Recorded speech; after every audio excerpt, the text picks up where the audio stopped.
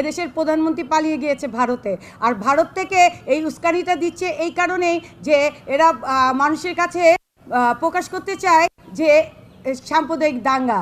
আসলে তারা কিছু লোককে পয়সা দিয়ে তারা পুতুলভাবে সাজিয়ে, পুতুল যেভাবে সাজায় ডামি, সেই ডামি যারা তারা নির্বাচন করেছে সেই ডামিদের দ্বারা আমাদের সব পেতাত্তা তো এই দেশ ছেড়ে পালাতে পারিনি, কিছু রয়ে গেছে। তারা শাহবাগে দিনই কিছু না কিছু ছোটোখাটো প্রোগ্রাম করছে।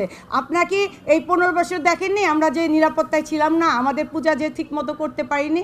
আর এই 2 মাসে, এই অল্প দিনের মধ্যে আমরা সারা বাংলাদেশে প্রতিটি মণ্ডপ, আপনারা জানেন যে কলাবাগান মাঠে যেখানে দুর্গা উৎসব হতো সেখানে তারা পূজা করতে দেয়নি বিগত দিনে যারা ছিলেন অবৈধ সরকার। এবার কিন্তু সেখানেও সাড়ম্বরে পূজা হচ্ছে।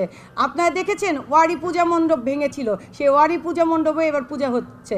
আমি তাই বলবো যে ভারত থেকে যেটা দিচ্ছে ওটা ওদের স্বভাবই মধুবল্লা চাকে ঢিল মারা। আমরা যখন মারবো তারা আবার পালানোর পথও পাবে না। আমি বাংলাদেশ ফেডারেল সাংবাদিক ইউনিয়নের নির্বাহী সদস্য অপর্ণা রায়। আমি এই কারণে বলতে চাই, এত মিডিয়া নিয়ে সামনে আসতে পেরেছেন বাক স্বাধীনতা আছে বলে। বিগত দিনে কিন্তু আপনার সাংবাদিকরাও স্বাধীন ছিলেন না। পূজার মনে হয় 5 দিন বাকি আছে, আজকে পর্যন্ত প্রতিমা ভাঙচুর হচ্ছে। প্রতিমায় যদি ভেঙে যায় তাহলে আমরা পূজাটা করবো কাকে? এই যে যারা ভারতীয় দালাল বলছে এবং বিভিন্ন রাজনৈতিক ট্যাগ দেওয়ার চেষ্টা করছে, তাদের কাছে আমাদের আহ্বান, আপনারা জাস্ট বাস্তব চিত্রটা দেখুন বাংলাদেশের। আমাদেরকে স্বপ্ন দেখানো হয়েছে নতুন বাংলাদেশের, স্বপ্ন দেখানো হয়েছে বৈষম্য বিরোধী বাংলাদেশের। তো সবাই আপনারা যদি দেখে থাকেন, শুধুমাত্র যে আমরাই 8 দফা দাবি তুলেছি এরকম না, অনেক সংগঠন আছে তারাই তাদের দাবি দাবানে উপস্থাপন করছে। তাহলে শুধুমাত্র আমাদেরকেই কেন বলা হচ্ছে যে আমাদের দাবি হচ্ছে সরকারকে কেন্দ্র করে? আসলে আমাদের দাবি কোনো সরকারকে কেন্দ্র করে না, কোনো রাজনৈতিক দলকে কেন্দ্র করে নাই। আমাদের দাবি হচ্ছে নতুন বাংলাদেশকে কেন্দ্র করে।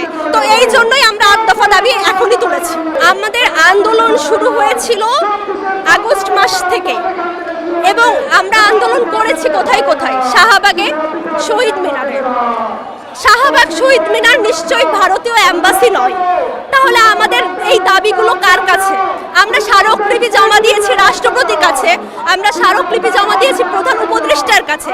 আমাদের যদি ভারতীয় এজেন্ডা বাস্তবায়ন করতে হতো তাহলে তো আমরা স্মারকলিপি জমা দিতাম ভারতীয় এম্বাসিতে। তো আমাদেরকে এই যে আমরা শুধুমাত্র এখন নয়, এর আগেও দেখেছি যে কোনো কর্মকাণ্ড গ্রহণ করলে একটা রাজনৈতিক দল অপর একটি রাজনৈতিক দলের উপর তার দোষারোপ করে।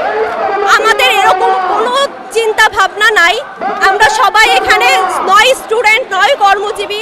আমাদের 8 দফা মেনে নিক, আমরা জাস্ট 8 দফা মেনে নিবে, আমরা সবাই ঘরে ফিরে যাব। আমাদের আর কোনো কর্মসূচি থাকবে না, আমাদের আর কোনো অবস্থান থাকবে না। এই